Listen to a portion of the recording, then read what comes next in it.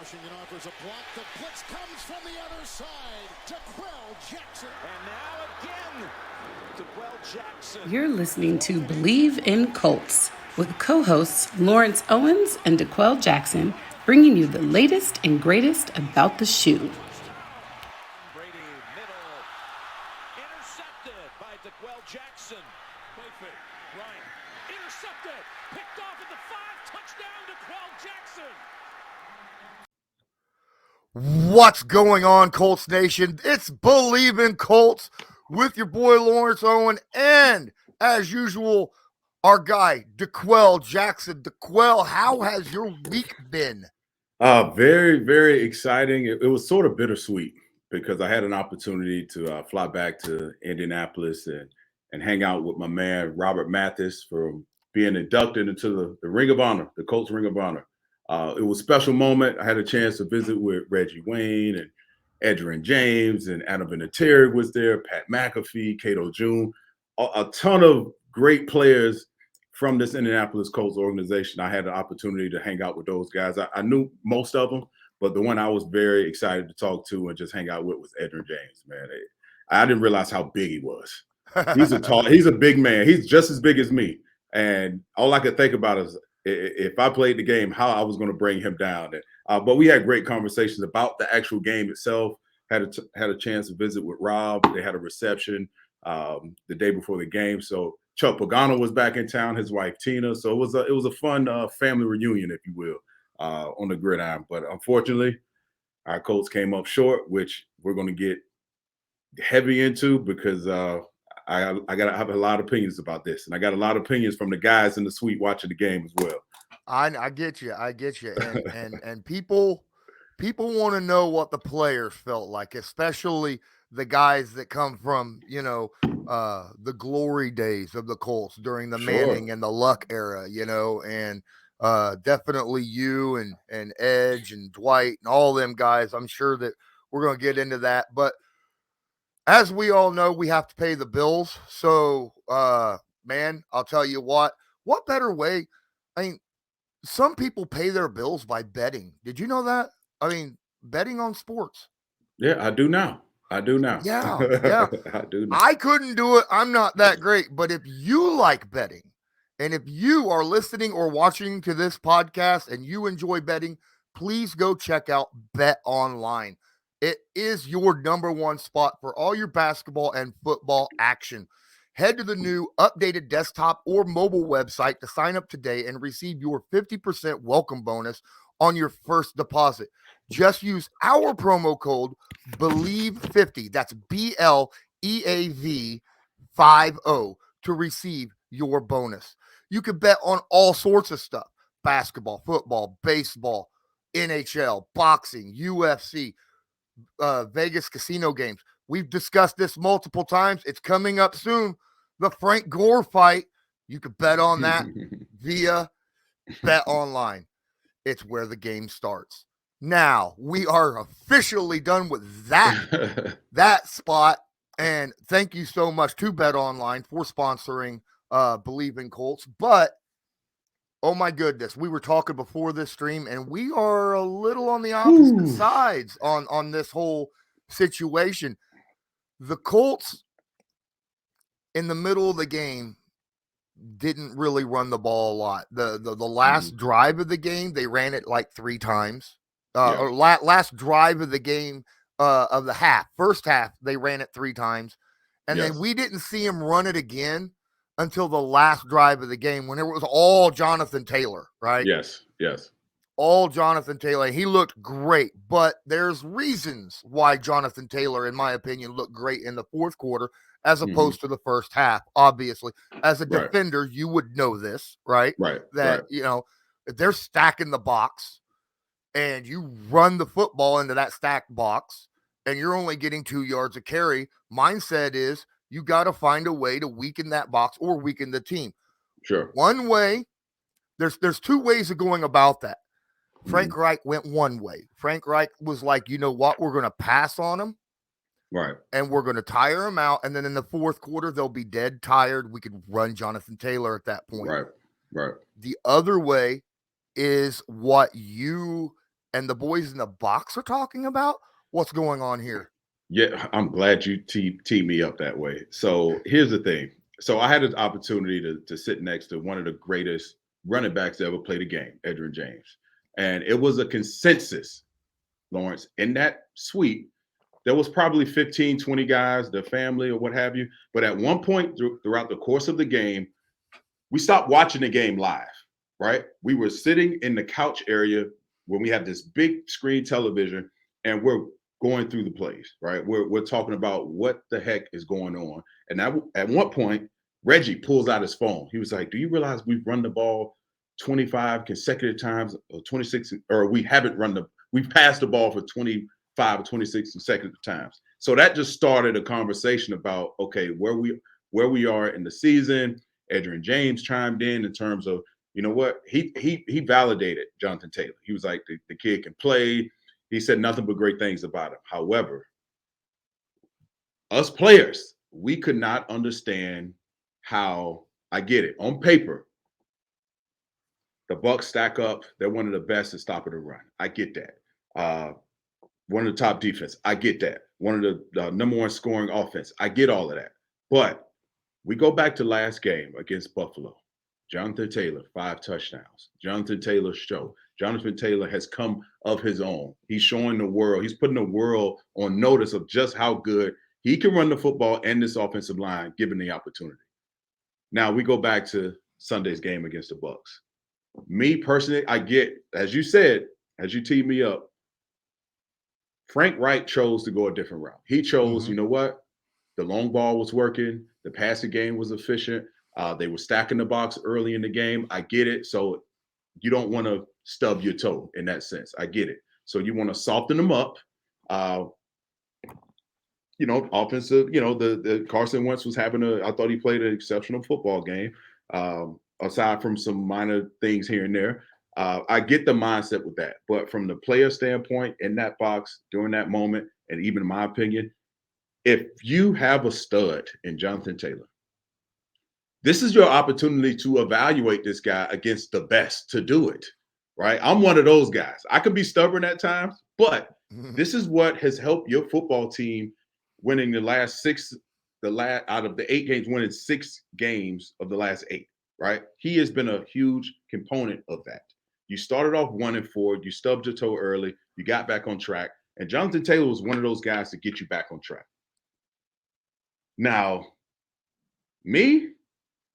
I meet fire with fire. I say you still commit to running the football if you think that much of him, because the last time I checked, Frank Wright, the offense, the everyone that's in Indianapolis that's watched this young man play, they understand just how talented he is. I can't help but think you let him off the hook. You let the Bucs off the hook. I don't care if they stack the box. Find creative ways, as we talked about beforehand, 10 personnel runs, 1 back, no tight ends. Now you force the defense to match your personnel groups. What does that tell me? Now you have to put smaller bodies on the field. Now you spread these guys out. And it won't be pretty. It's not the counter runs that we're accustomed to seeing with Jonathan Taylor in this offense. It's not the power runs. It's not the duo runs. It's not any of those big boy running game schemes. This is, you know what? We need to soften this defense. Let's spread them out, and let's see if our guys can outwork the guys on the other end. And then from that, what do? You win the time of possession.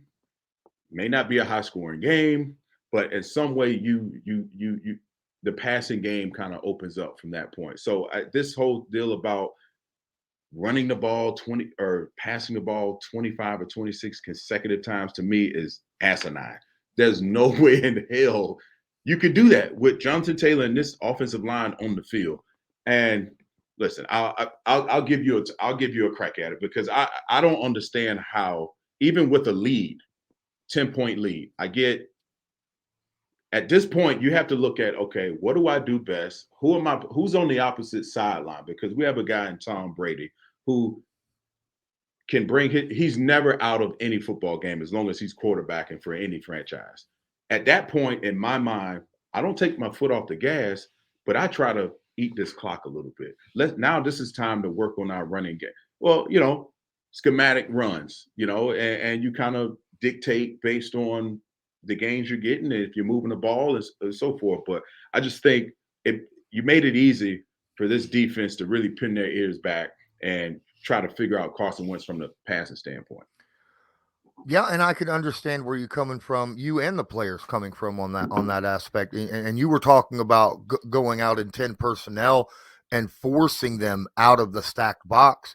Frank Reich went a different way. He jumped in there with the 14 personnel jumbo packages, brought in extra offensive linemen and all those tight ends, and ran RPOs out of that formation in which they ended up passing out of, but in that aspect, I guess they thought, you know what, our tight ends, I'll take our tight ends over their linebackers all day, every day. And at that point, Jack D'Qwell had himself a game. So I can't really complain about, I think Jack D'Qwell played fantastic. But do you not think, and I understand the aspect of you don't want Carson Wentz throwing more than 30, 35 times a game. Yeah. I get that. But at some point, don't you have to lean on Wentz at some point?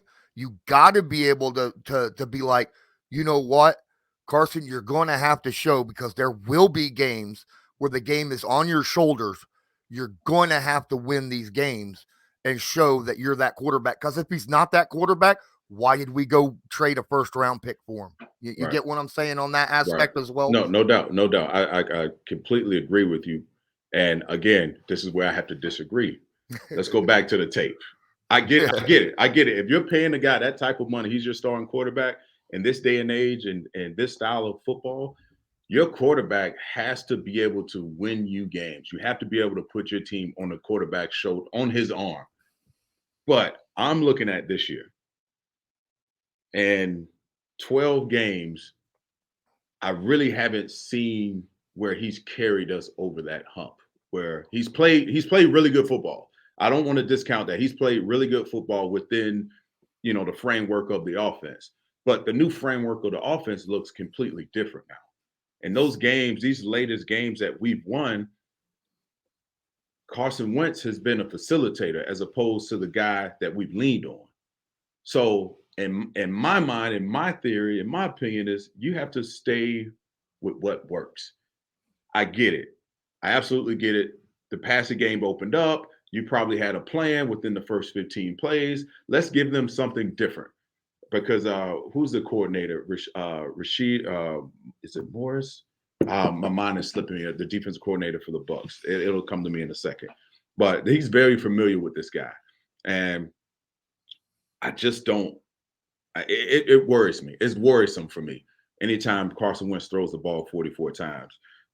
Again, Jonathan Taylor, you look at his stat sheet, 16 carries, 83 yards. That's in line with his carries throughout the season. Todd Bowles? Oh, Todd Bowles. Yes, Todd Bowles. Sorry. So John, no, I'm glad you clear. I was way someplace else.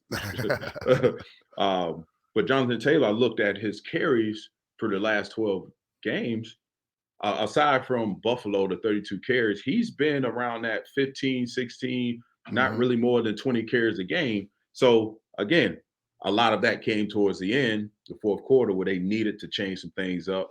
They had the Bucs kind of playing on their heels, playing the pass as opposed to the run, and that's how things kind of opened up. But moving forward, I think we got to find a way. We got to find in these next handful of games, Frank Reich has to figure out, okay, what do we do best at this point in the season? What do we do best? Who are we?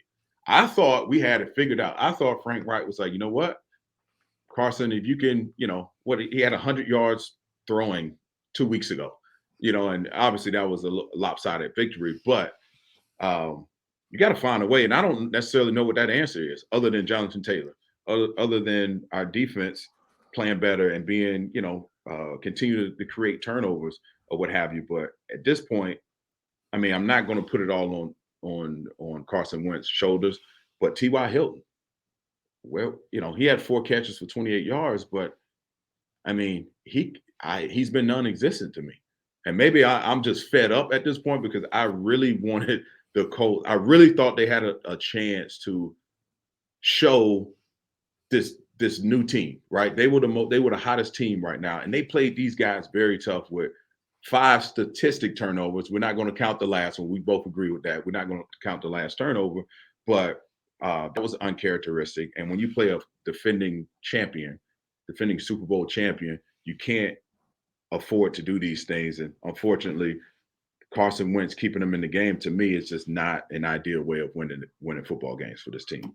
So we're going to get into some Twitter questions because that was a good lead off. But before I say that, I do want to state I wouldn't have done 26 pass plays in a row. I would have still thrown, 2 to 5 token runs in between that. Yeah. You know what I'm Yeah. saying? Just to keep the defense honest, right? Right. And there's someone on the sideline in the coach's ear that tells them how many runs, how many passes.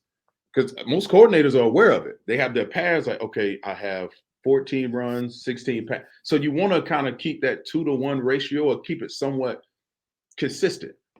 Yeah. Where the heck was this person? It's like after 15, it's like, hey, coach, there's 15 straight passing plays.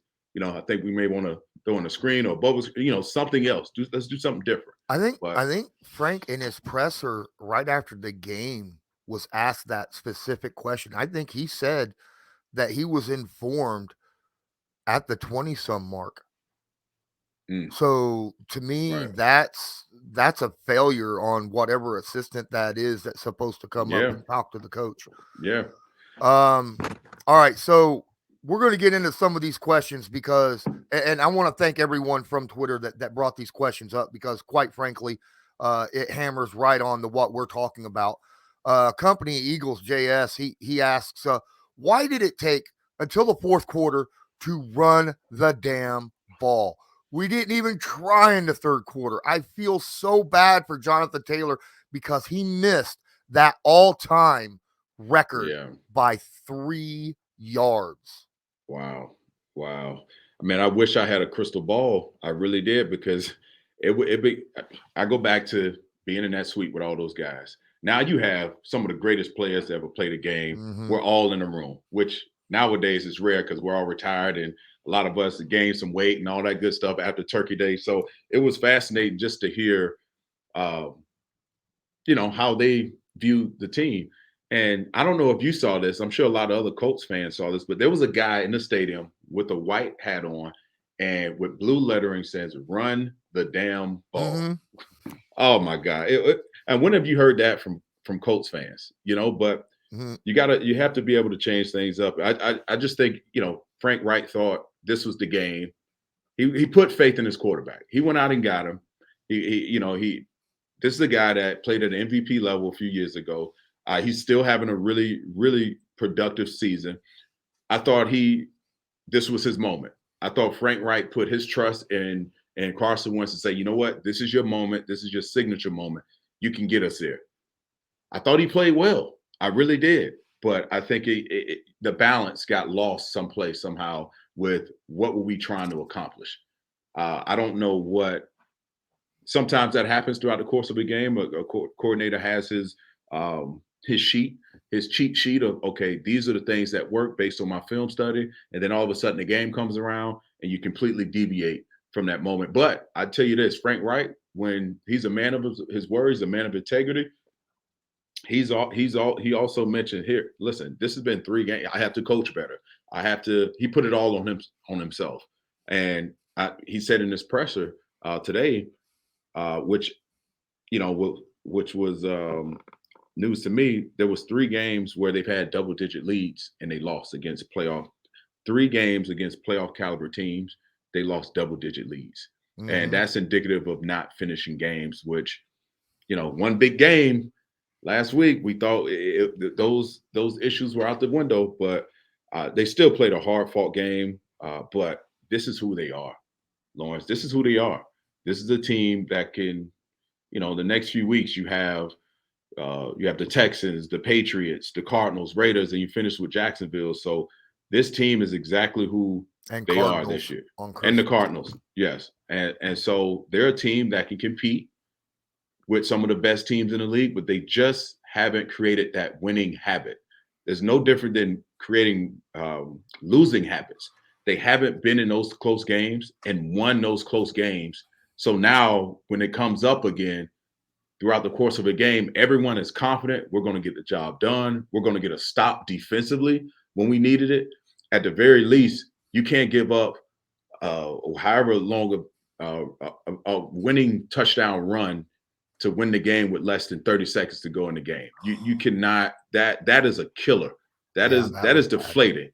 And so they just haven't created that winning habit to finish those close football games against quality opponents. Now, if I mispronounce this name, I apologize. Dylan Salone asks, do you think we saw glimpses of what Wentz and the Reich offense with Wentz can look like when it's firing on all cylinders? Yeah, I mean, listen, they put up 31 points. Yet they're putting up points. Carson Wentz is having a really good statistical year. I just, for whatever, I don't know what it is. I really don't. I think starting off 1-4, you really put yourself in a tough spot to climb out of that. I thought this team has fought their tail off to get to 500, and they still have an opportunity to win more than they lose. But right now they're looking on the outside, looking into the playoff hunt.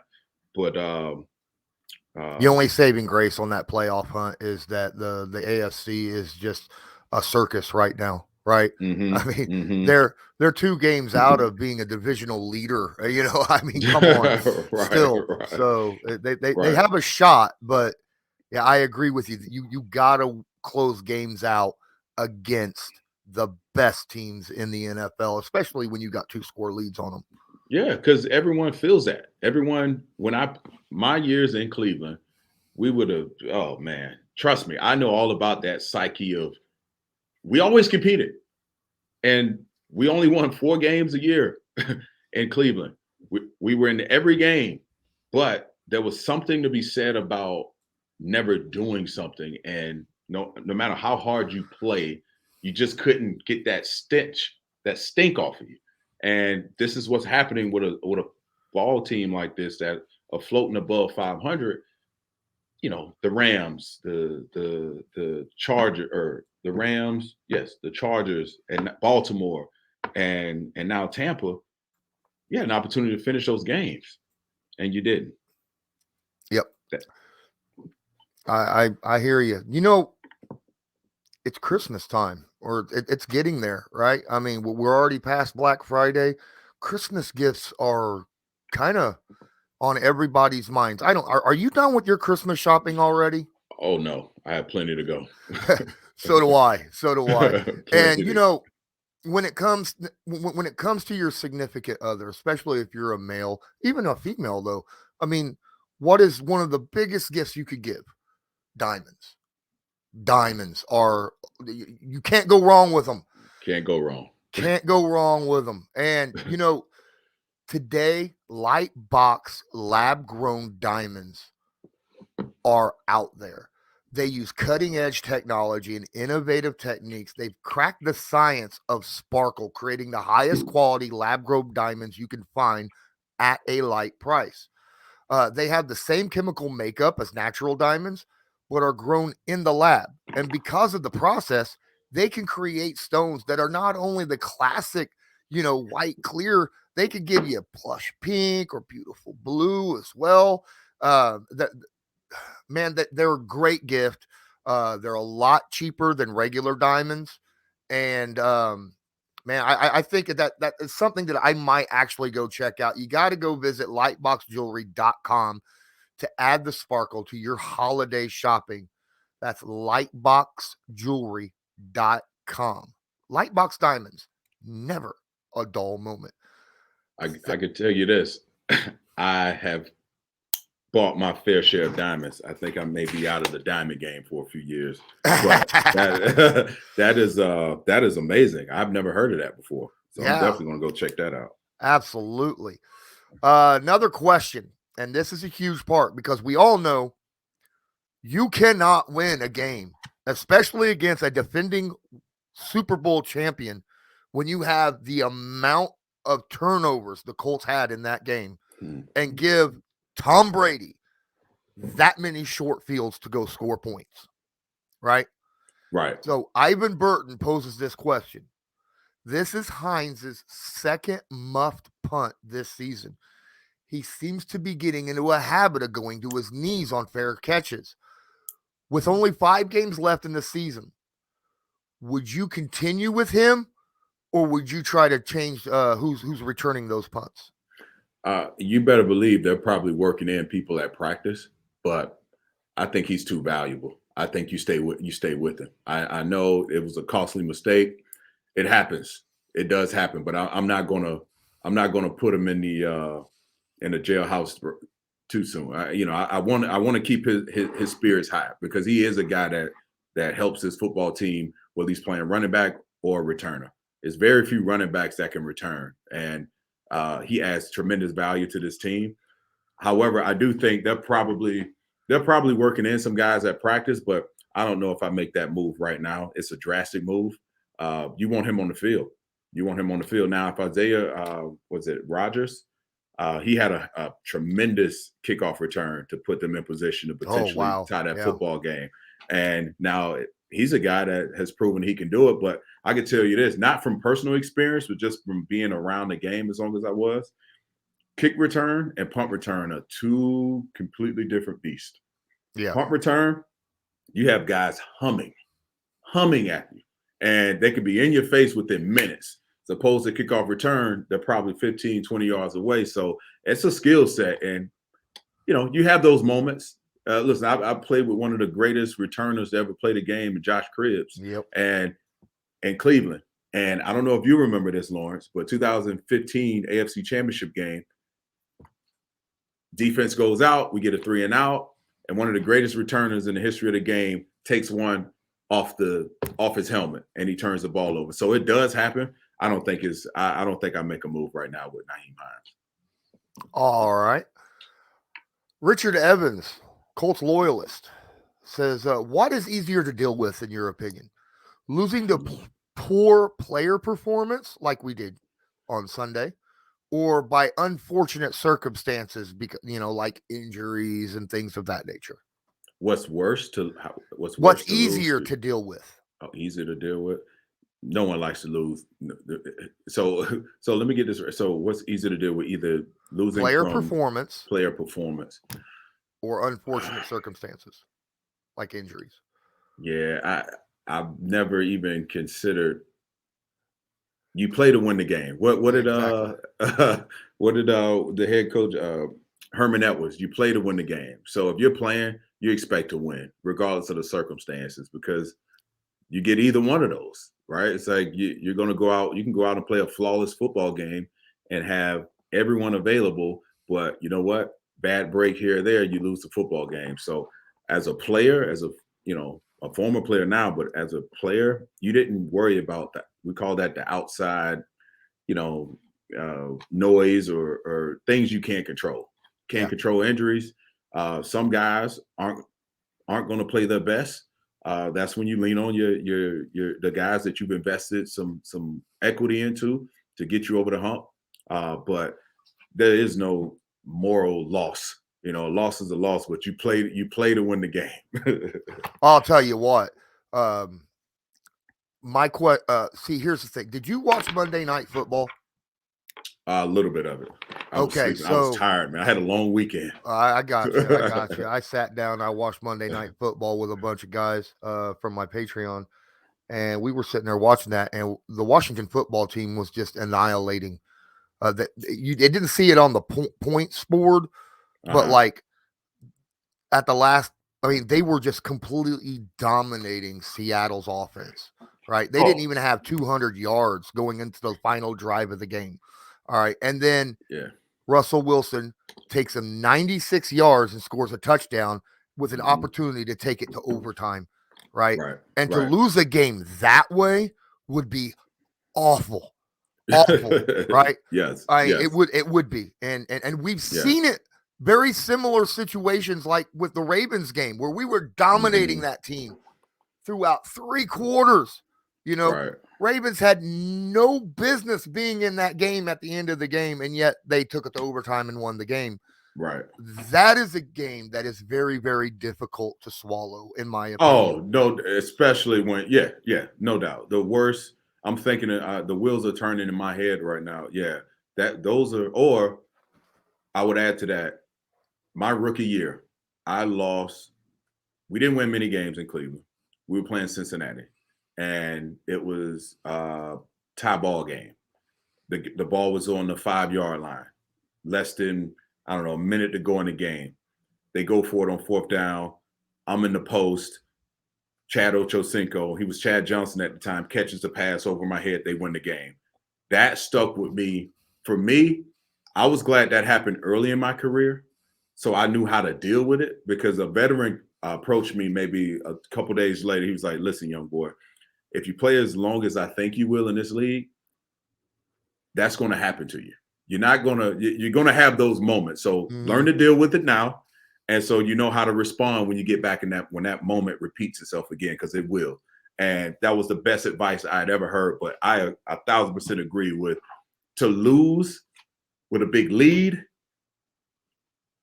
third, fourth quarter. Well, we still haven't stopped talking about the epic collapse from Atlanta Falcons in the Super Bowl when they were up 28-3.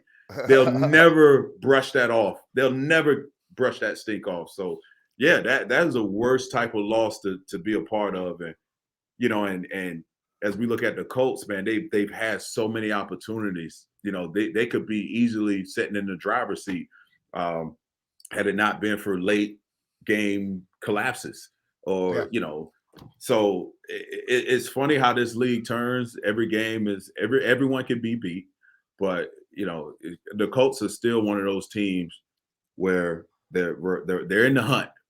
They're in the hunt. You said they're 2 games back from the lead, so I hope they get it fixed. But right now, they are who they are. It's a team that really can't. You can't beat the really good football teams, and that's what's going to give you confidence if you do happen to walk into the playoffs. One thing that I can take away from this game is, yes, it's a loss. It sucks. But it was an NFC game, non-conference. Right. If we were going to lose a game, this is the game to lose, right? Honestly, I mean, there is no shame in losing to the Super Bowl champs, in my opinion. Right. Because they're the Super Bowl champs. We played them tough. I don't like the idea of, what is that called? Moral victories that you brought up earlier. I don't like the idea of that. You still lost the game. But, there are some good things to take away from this game. And as I'm looking at the rest of the schedule down the line, and we're looking at the Texans, we're looking at the Patriots, we're looking at Jacksonville, the Raiders, and Arizona. All 5 of those teams, I don't see any of those guys we can't run the football on. Right. I feel like the rest of the games down the line, Jonathan Taylor should be the focus of the entire offense from here on out the rest of the season. Yeah. Yes, I agree. I definitely agree. And I felt the same way going into last week against the Bucs. I was looking forward to seeing just how good we were going to run the football. You know what? If it takes 27 carries, damn it takes 27 carries. And if it takes eating the clock and playing an ugly game to keep Tom Brady off the field with all that firepower, because Gronk he came out of his shell this year. He had a monster game against us. So they have a lot of weapons, and if you can force them, obviously your defense has to play great, but the other side of playing defense is running the football to eating clock. And I know offensive coordinators hate doing that, but it's no coincidence the guy has played in this league for 22, 24 years because he's very patient when he's out there, and he's efficient. And you have to play the game with him, and sometimes you have to break tendency in order to combat what he does well. But I agree, man. Jonathan Taylor should be the focal point. Right now, he should be the focal point. And I said it weeks ago, Frank Wright always has a trick play up his sleeve. Bring it all out. Bring it all out. And Carson Wentz is still playing. He's playing well. I feel like I make it hard on him sometimes, man, and rightfully so. When you're the quarterback of a team that has Super Bowl aspirations, that I feel, and I'm sure you feel the same way, heading into the season, this team was a team to watch. It's like, hey, they can make a run and win this thing. So when I evaluate this team and I evaluate, Carson Wentz and anyone else on this football team, I'm evaluating at that level. championship at a championship level. You're not just a guy, you're at a championship level. So, we'll see. Hopefully, I'm confident the Texans, obviously, I think, that's a discussion for another day, but I think moving forward, they have an opportunity to get back on track and put up a lot of points like they've been the last, quarter of the season. So I am going to quote something to you that will back you and all the guys that were up in the box. All right.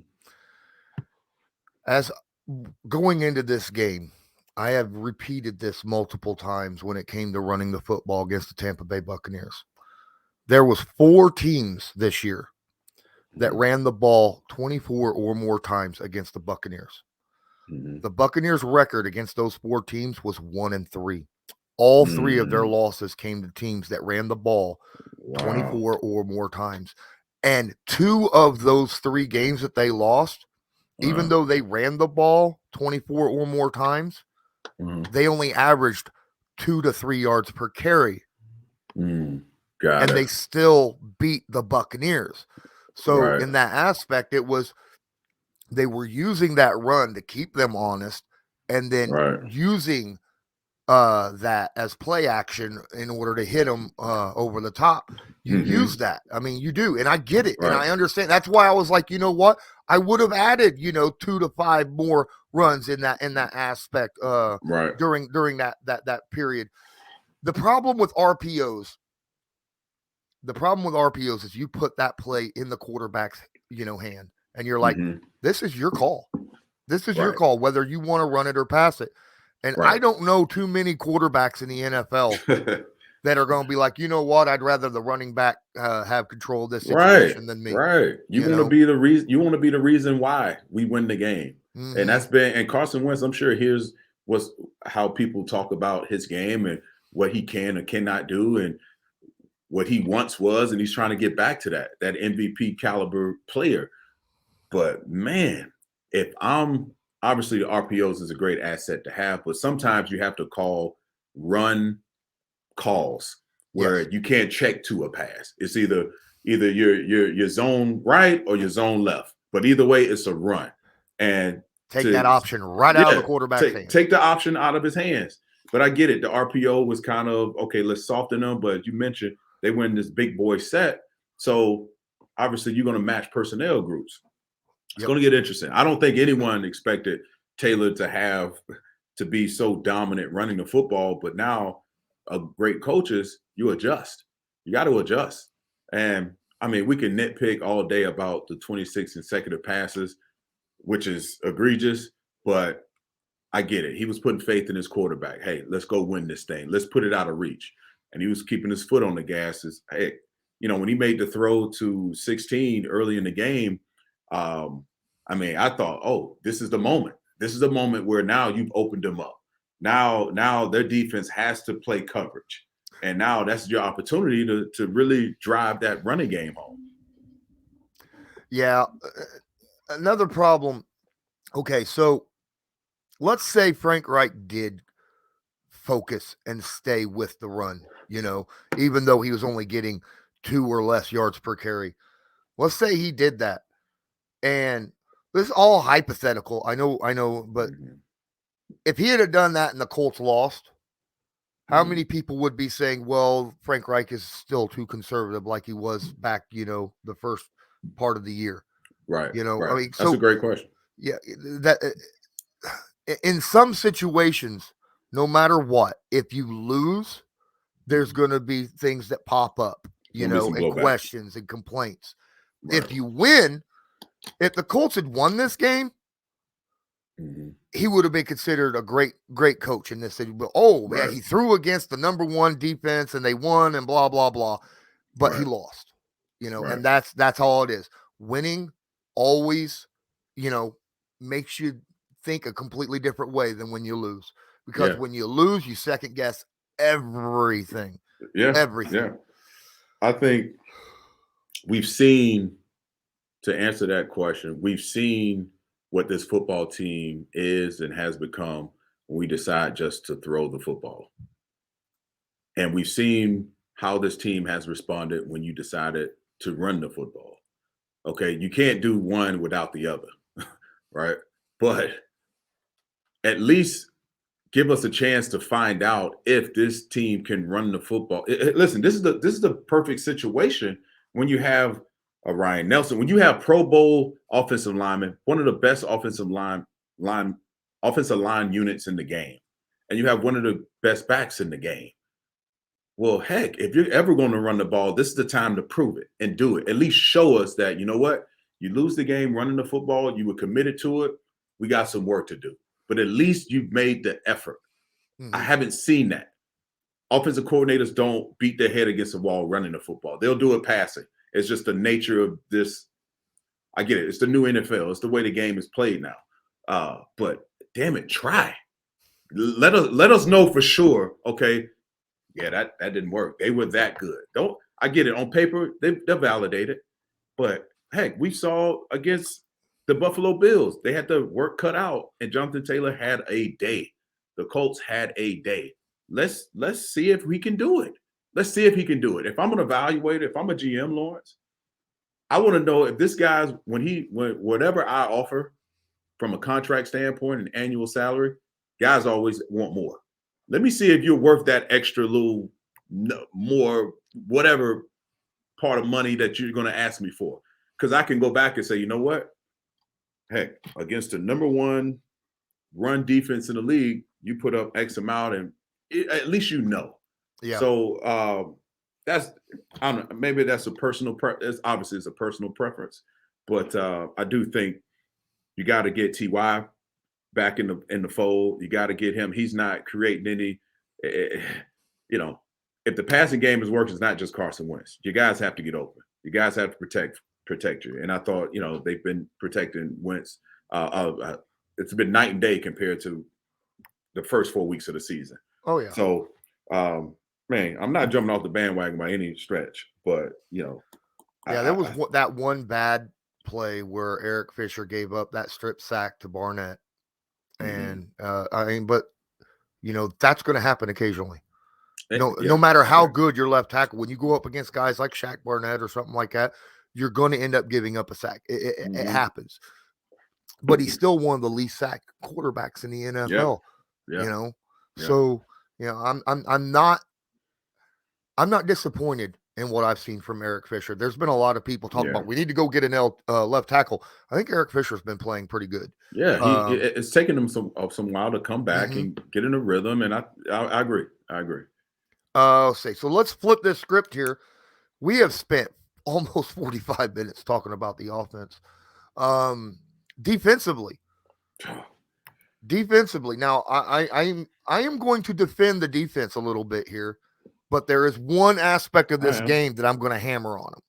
Okay. Defending them, yes, they gave up 38 points.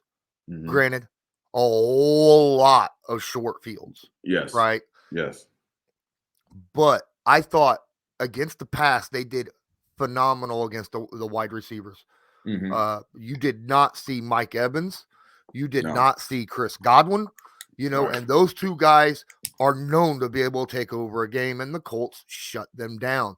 They came away with turnovers. I think they did well. The issue I have is when it came to physicality. Gronkowski, Leonard Fournette, the two most physical guys on that Tampa Bay Bucs offense, and the Colts could not stop them for nothing. They got yards after content galore. And it's not, and this is something that's the Colts defense has had to has had problems with for years now. Gronkowski's always had big games against the Colts because he kept. I remember one game where Gronk caught a ball and put his hand on a Colts defender and just crushed, demolished the dude. I can't remember who it was. It wasn't you, was it? I think it was me. I was like, you're probably talking about my situation with it was at home. Yeah. It was I slipped and then he like at the point of attack, I slipped and he brushed me off and then he stiff armed another guy. It was bad. I was definitely involved in that play. But I agree, man. Yeah. I agree. Physicality is a problem with this Colts defense. They play fast, they play aggressive, but they get run over by the big physical guys. Man, that were you in my head? Because that's the only trait this defense doesn't really possess. They can't enforce that just they can't force that issue. You know, they get dominated at times at the point of attack. Mhm. And this team is built like that. From you look at our linebackers, they're not the biggest linebackers. And that was, you know, as I watch Darius Leonard, even though he does everything well at the point of attack, when he gets engulfed, he is just, it's an equalizer. It is definitely an equalizer. If you play the game within the tackle box, it equalizes our linebackers in their pursuit and what they do best. And so, yeah, that's a huge issue for me. And it showed towards the end of the game. 20 seconds, you know for a fact that they're in field goal range. They are running that ball. They are running the football. And on that play, if you go back and watch, Darius Leonard, he lost vision of his key. I don't like his, you know, at times he gets fundamentally out of whack. Like every linebacker, when you watch him, Lawrence, should be in a 2-point stance, not in a receiver stance. He at times, you know, puts one foot in front of the other, and it's the most awkward thing I've ever seen. But because he makes so many plays, they probably don't even really harp on it. But that last play, you know, what the trouble that he falls into at times, if you make one bad read, you can't regain. And that's what happened. The guy pulled in front of him. He takes a step up. By the time he realizes what happens, now the tackle, backside tackle, you're completely just out of the play. There was no one barely touched Leonard Fournette, who had a big day, by the way, on 17 carries. So, yeah, the physicality has always been an issue, in my opinion. From the years that I was there, defensively, I mean, you have some guys up front that can get after the passer that are tough guys, but that next wave, you know, Darius Leonard, that isn't in his wheelhouse. That isn't his strength. Yeah. His strength is sideline to sideline, strip forced fumbles, interceptions. He does everything well. It's one area of his game, and these other linebackers that really isn't what they do best. Yeah. Yeah. Well, make no mistake. I'm not calling out the defensive line for physicality because I don't want to get into Forrest Buckner's face, you know, or Grover Stewart's face or nothing like that. No. Those guys are physical. Those guys are beasts. Yeah. It's just this team is built to face fast people, right? And you mentioned it. That last play of the game, the entire defense bit on misdirection, right? They all misdirection to the right. And then they ran left, and Darius Leonard was like, "Oh crap!" You know, there he goes. You know, and it is what it is. Yeah, that to me, the physicality part of it, you can't teach it. You know, guys, this defense is built to run. You know, their linebackers can run and cover with most guys, but then you get a guy like Gronk or Travis Kelce. George Little from San Fran, a guy that can stress the middle of the field, and he has a big body. That's when this defense is not at their best. You know, we don't have a guy, we don't have another linebacker we can run with everyone, but in terms of boxing out and bodying up, I think that's where Gronk has been Gronk for so many years. That's why he's one of the best tight ends to ever lace up. So he's a problem in itself, but I do think this defense, basically with Mike Evans and Godfrey and these other guys, they weren't the issue. It was Gronk in the running game. And to your point, to me, that says physicality. Can you match, you know, they force their will at times. And there's something that has to be better, regardless of the 2 turnovers that were created.